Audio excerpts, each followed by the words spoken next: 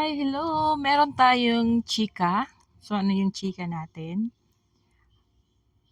Alam nyo ba na there is no such thing as a real estate salesperson working independently? Wala talaga. Dahil under RISA law,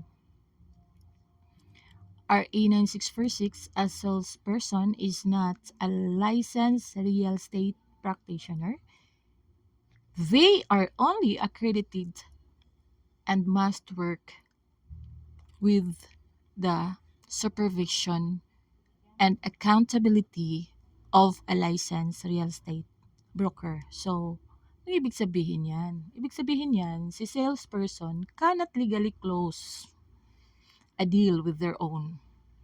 All contracts, offers, and transactions must go through their supervising broker. Commissions are given through the broker, not directly to the salesperson. A salesperson without a supervising broker is equals to illegal practice of real estate.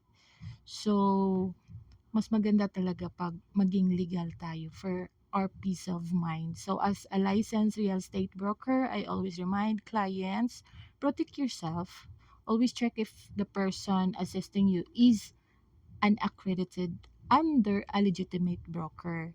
So tip for buyers and sellers before you sign yung sinasabing ETS or any papel na pinapasainan sa inyo, tanungin nyo, who is your supervising broker? So, hindi po ako nagsasabi yan. Ang batas pang nagsasabi yan, under RESA Law, RA 9646, Section 31.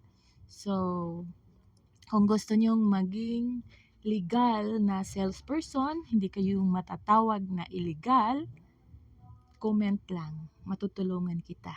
So, yun lang po. Bye for now.